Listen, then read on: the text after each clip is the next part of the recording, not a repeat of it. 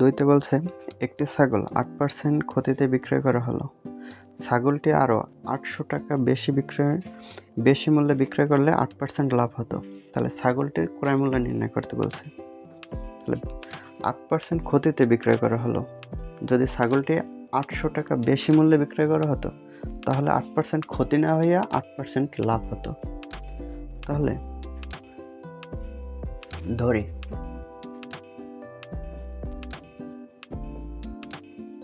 ক্রয় মূল্য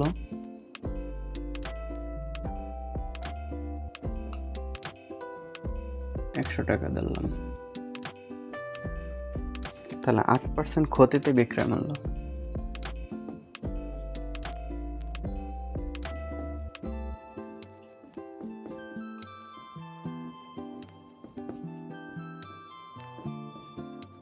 আট পার্সেন্ট ক্ষতিতে বিক্রয় মূল্য হয়, ক্রয় মূল্য যদি 100 টাকা হয়, 100 টাকা থেকে বাদ যায় 8 টাকা,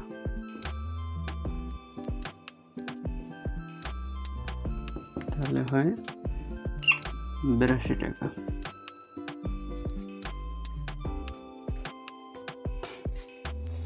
আবার যদি 8% লাভ হতো, 8%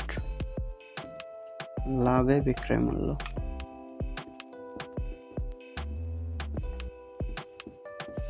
তাহলে লাভে বিক্রয় মূল্য হতো, ক্রয় মূল্য 100 টাকা হলে 8% লাভ করতে হলে তাহলে 100 থেকে 100-র সাথে 8 যোগ হয়, তাহলে হয় 108 টাকা। এখন এই জায়গায় দুইটা বিক্রয় মূল্য পেলাম। যদি 8% ক্ষতি হতো তাহলে একটা বিক্রয় মূল্য পেয়েছি, আর 8% লাভ একটা বিক্রয় মূল্য পেয়েছি। তাহলে এ জায়গায় দিছে যখন ছাগলটি 8% ক্ষতিতে বিক্রয় করছে, এইটা না করে যদি 8% লাভে বিক্রয় করতো তাহলে আরও 800 টাকা বেশি পেত। মানে ক্ষতিতে বিক্রয় করে যা পাইছে তার থেকে যদি লাভে বিক্রয় করতো তাহলে আরও 800 টাকা বেশি পেত। তাহলে এই জায়গায় বেশি পায় কত? তাহলে দেখি, অতএব বিক্রয়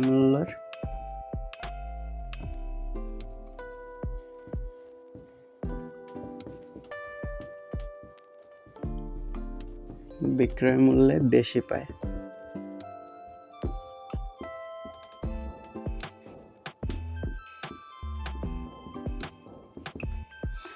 -108 একটি বিক্রয় মূল্য মানে দুইটা বিক্রয় মূল্যের পার্থক্য কত এটা আগে বের করলাম। তাহলে হয় 2 কত 8 হইবে, 6 হাতে 1, 8 আর 1 9, 9 কত 10 হবে 1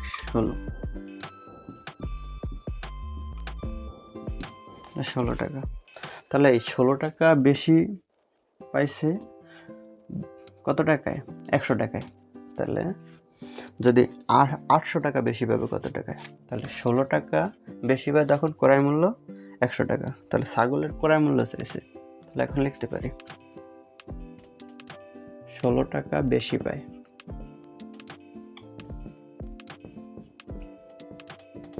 যখন ছাগলের ক্রয় মূল্য 100 টাকা।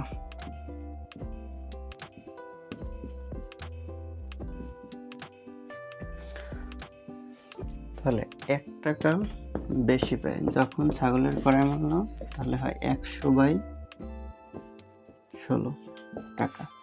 তাহলে 800 টাকা বেশি পাবে কখন? তাহলে অতএব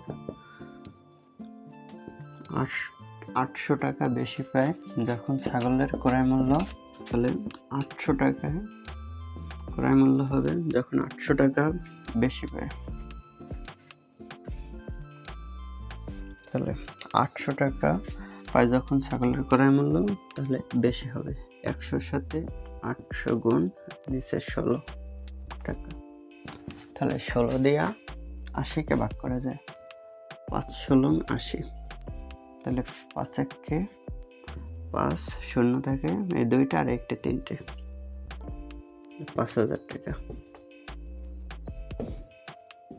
তাহলে ছাগলের ক্রয় মূল্য 5000 টাকা।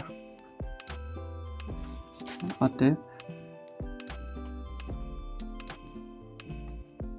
ছাগলের ক্রয় মূল্য সমান ৳৫,০০০